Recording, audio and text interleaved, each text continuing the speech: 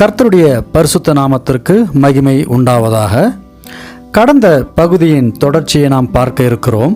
சேபா என்கிற பொல்லாத குணமுடையவன் தேவனால் அபிஷேகம் பண்ணப்பட்ட தாவீதிற்கு எதிராக செயல்படுகிறான்.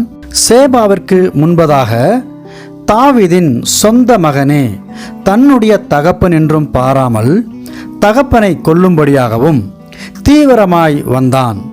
மகனுக்கு பயந்து தகப்பன் ஓடி ஒளிந்தும் ஆயிற்று. யுத்தம் வந்தது. யுத்தத்தில் மகன் அப்சலோம் மரத்தில் தொங்கியபடி கேட்பாரற்று கிடந்தான். யோவாபு அவனை ஈட்டியால் குத்தி அவனை கொன்றும் போட்டான். மகனால் உண்டான பொல்லாப்பு முடிவுற்ற நிலையில் சேபா என்கிறவன் கங்கணம் கட்டிக்கொண்டு ராஜாவாகிய தாவீது நல்லாட்சியை செய்ய விடாமல் ஜனங்களுக்குள்ளே பிரிவினைகளையும் தாவீதிற்கு எதிராக இஸ்ரவேல் கோத்திரத்தில் உள்ள எல்லா ஜனத்தாரிடமும் கலகம் பண்ணிக்கொண்டு இருக்கிறான். அவனால் இஸ்ரவேல் ஜனத்தார் வழிவிலகி போகாமல் இருக்க யோவாபின் தலைமையில் சேபாவை தேடிக்கொண்டும் வருகிறார்கள். கலகம் செய்து கொண்டு திரியும் சேபா என்கிறவன் புரளிகளை பேசிக்கொண்டே பெத்மாகா, ஆபேல், பெரீமீன் என்ற இடத்தில் இஸ்ரவேல் கோத்திரத்தாரை தன்னுடைய பக்கமாக இழுத்து கொண்டும் பொல்லாங்கான காரியத்தை செய்து கொண்டும் இருக்கிறான். தாவீதின் படை தளபதியான யோவாபும் யோவாபின் மனுஷரும் பெத்மாகா, ஆபேலிலே சேபா இருக்கிற இடத்தை சுற்றி வளைத்து அவனை முற்றுகையிட்டார்கள். யோவாபின் மனுஷர் சேபாவை மட்டுமல்ல, அவன் இருந்த பட்டணத்தையும் அழித்து போடவும் திட்டமிட்டார்கள். தன்னையும் தன்னுடைய பட்டணத்திற்கு ஏதோ ஒன்று நடக்கிறதை அறிந்து கொண்ட ஒரு புத்தியுள்ள ஸ்திரீயானவள் தான் இருந்த இடத்திலிருந்து யோவாபின் மனுஷரிடத்திலே சத்தமிட்டு கொண்டு, கேளுங்கள் கேளுங்கள், எந்த தீங்கும் செய்ய தீவிரம் காட்ட வேண்டாம், நான் யோவாபிடம் பேச வேண்டும் என்றாள். படை தளபதி யோவாப் அந்த புத்தியுள்ள ஸ்திரீனிடத்தில் வந்தபோது அந்த ஸ்திரீயானவள், நீர்தானோ யோவாப் என்று கேட்டாள். அதற்கு அவன், நான் தான் என்றான். அப்பொழுது அந்த ஸ்திரீ அவனை பார்த்து, உமது அடியாளின் வார்த்தைகளை கேளும் என்றாள். அவன் அதற்கு, கேட்கிறேன் என்றான். அப்பொழுது அவள், பூர்வ காலத்து ஜனங்கள் ஆபேலிலே விசாரித்தால் வழக்கு தீரும் என்பார்கள்.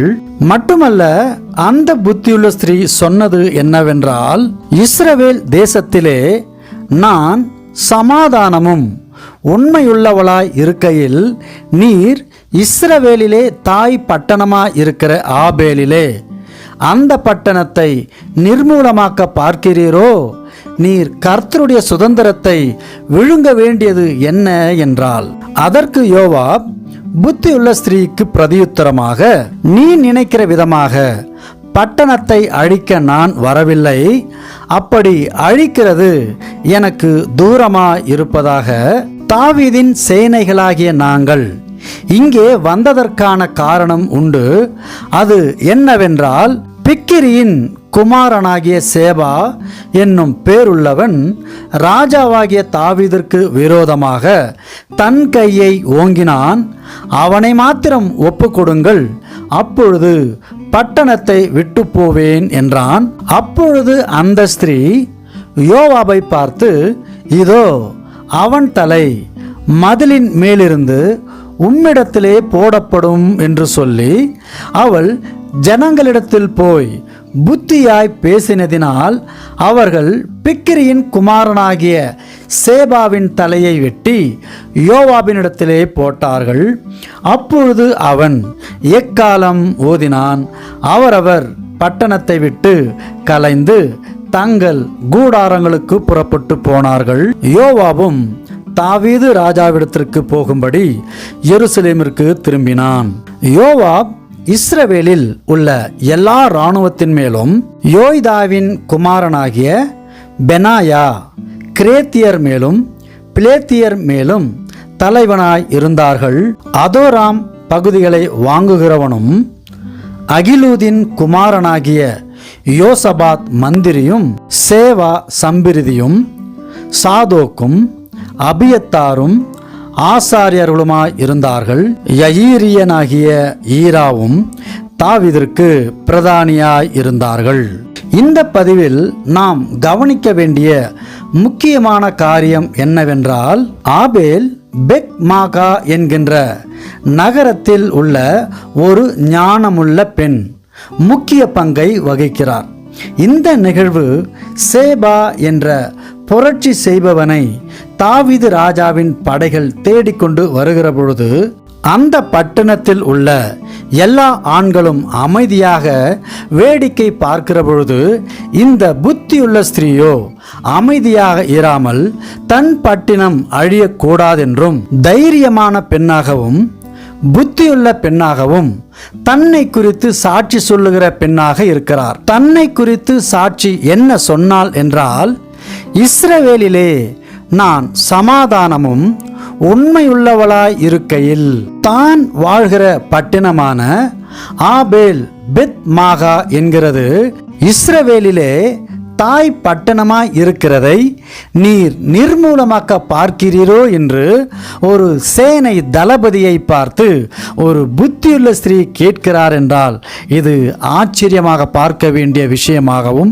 தீமையை கண்டு அஞ்சி ஒளியாமல் தன் பட்டணத்தை காக்கும் தைரியமும் ஞானமும் உள்ள பெண்ணாக திகழ்கிறாள். புத்தியுள்ள பெண்ணின் பெயரை குறிப்பிடப்படவில்லை. ஆனால் அவள் ஞானம், தைரியம் மற்றும் சமாதானத்தை விரும்பும் மனப்பான்மை மூலம் புகழ் பெறுகிறாள். அவள் யோவாபுடன் நேரடியாக பேசி நகரத்தை அழிக்காமல் சேபாவை ஒப்படைக்க முன் வருகிறாள். யோவாபுடன் தன்மையாய் பேசி நீதியை நடப்பிக்க கேட்டதால் பேரிழப்பு தவிர்க்கப்பட்டது. இந்த பதிவு நமக்கு கற்றுத் தருகிறது என்னவென்றால், ஞானமாக இருந்தால் போருக்கு பதிலாக ஞானமும் சமாதானமும் புத்தியுள்ள ஸ்திரீயால் வரலாற்றை மாற்றி எழுதப்பட்டது. ஆம், ஒரு ஆண் ஆட்சி செய்யும் சூழலில் நேரடியாக படைத்தலைவரிடம் பேசுகிறாள். இது அதிகாரம் இல்லாதவர்களும் வரலாற்றை மாற்றக்கூடியவர்கள் என்பதை காட்டுகிறது. அழிவை தடுக்கும் செயல் அவளது அறிவும் செயல்பாடும் நகரம் பாதுகாக்கப்பட்டது. எல்லா பெண்களுக்கும் முன் உதாரணமாக வேதாகமத்தில் ஞானமுள்ள பெண்கள் சமாதானத்தையும் நியாயத்தையும் கொண்டு வருகிறார்கள். எடுத்துக்காட்டாக அபிகாயில், தெபோரால் போன்றவர்களுடைய வரிசையில் இந்த பெண்ணும் ஒரு முக்கியமான இடத்தை இடம்பெறுகிறாள் என்பது குறிப்பிடத்தக்கது. மட்டுமல்ல, தினசரி வாழ்க்கையில் இந்த பதிவு நமக்கு கற்றுத்தரும் பாடம் என்னவென்றால், பேச்சுவார்த்தையை முன்னிலைப்படுத்துங்கள். பிரச்சனை வந்தால் உடனே கோபப்படாமல் அமைதியாக பேச முயலுங்கள். உதாரணம், குடும்பத்தில் அல்லது வேலை இடங்களில் கருத்து வேறுபாடு ஏற்பட்டால் வன்முறையில் ஈடுபடாமல் அமைதியாக பேச்சுவார்த்தை நடத்தினால் தீர்வு கிடைக்கும். இரண்டாவது, தைரியமாக பேச வேண்டும். உங்கள் மனதில் உள்ளதை நேர்மையாக பயமின்றி சொல்லுங்கள். உதாரணம், ஒரு குழுவில் நீங்கள் தவறானதை பார்க்கும் பொழுது நான் பேசுவது சரியா என்ற தயக்கம் இல்லாமல் நியாயத்தை பேசுங்கள். மூன்றாவது, சமூக நலனுக்காக செயல்படுங்கள். தனிப்பட்ட நலனுக்கு மட்டுமல்ல, மற்றவர்களின் நலனையும் நினைத்து செயல்பட வேண்டும்.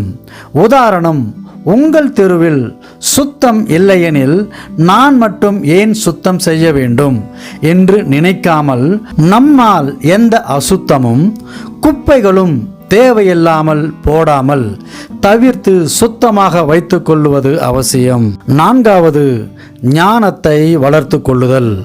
புத்தகங்கள், அனுபவங்கள், மற்றவர்களுடன் உரையாடல் மூலம் அவர்கள் சொல்லும் நல்ல கருத்துகள், நல்ல விஷயங்களை அன்றாடம் நாம் கற்றுக்கொண்டு சின்ன சின்ன விஷயங்களிலே நாம் அதை செயல்படுத்துகிற பொழுது நாமும் பிறருக்கு எடுத்துக்காட்டாக வாழ முடியும். இந்த பதிவில் புத்தியுள்ள ஸ்திரீ என்று படிக்கிற பொழுதும் பேசுகிற பொழுதும் எனக்கு ஒரு அம்மாவின் அறிவு, ஒரு சிறிய கதை நினைவுக்கு வருகிறது. அது என்னவென்றால், ஒரு சிறிய கிராமத்தில் ஒரு பெரிய விவசாய குடும்பம் வாழ்ந்தது. அந்த குடும்பத்தின் தலைவரின் பெயர் மதியழகன். வயதானவர். அவருக்கு 3 மகன்கள் இருந்தார்கள். ஆனால் அவர்களுக்கு இடையே எப்பொழுதும் சண்டையும் போட்டியும் பொறாமையும் ஒற்றுமையில்லாமல் இருந்தார்கள். ஒரு நாள் மதியழகன் மிகவும் நோய்வுற்றார். அவர் இறப்பதற்கு முன்பதாக தன்னுடைய மனைவியாகிய சிவகாமியிடம், நம்முடைய பசுமை நிலத்தை மகன்கள் சேர்த்து பராமரிக்க வேண்டும், ஆனால் அவர்களிடத்திலே ஒற்றுமை இல்லாமல் இருக்கிறார்கள், நீ ஏதாவது செய்ய வேண்டும் என்றார். மதியழகன் இறந்த பிறகு 3 மகன்களும் நிலத்தை பிரிக்க வேண்டும் என்று விவாதம் செய்தார்கள். ஒவ்வொருவரும் அவர்களுக்கு அதிகமான பங்கு வேண்டுமென்றும் கோரிக்கையை வைத்தார்கள். அப்பொழுது சிவகாமி தன் ஞானத்துடன் ஒரு யோசனை கூறினாள். நீங்கள் 3 ஒரு வருடம் சேர்ந்து விவசாயம் செய்யுங்கள். ஆண்டின் முடிவில் யார் அதிகமான உழைப்பை போட்டார்களோ அவர்களுக்கே அதிக பங்கு கிடைக்கும் என்றார். மகன்கள் 3 பேரும் ஒற்றுமையாக அந்த வருடம் முழுவதும் அவர்கள் ஒற்றுமையாகவும் வேலை செய்தார்கள். சிரமங்கள், கஷ்டங்கள் ஒவ்வொன்றும் ஒவ்வொருவருக்குள்ளாகவும் பகிர்ந்து கொண்டார்கள்.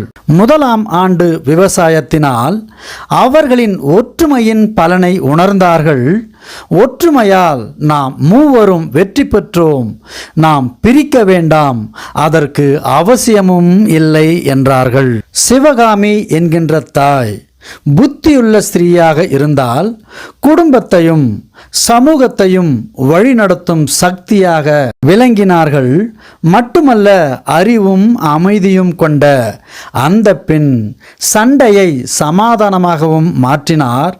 தாயின் அறிவு ஒரு குடும்பத்தின் ஒற்றுமையை உருவாக்கியது. 2 சாமுவேல் புத்தகத்தின் தொடர்ச்சியை அடுத்த பதிவில் பார்ப்போம். அதுவரை உங்களிடமிருந்து விடைபெறுகிறேன். கர்த்தருடைய நாமத்திற்கு மகிமை உண்டாவதாக. ஆமென்.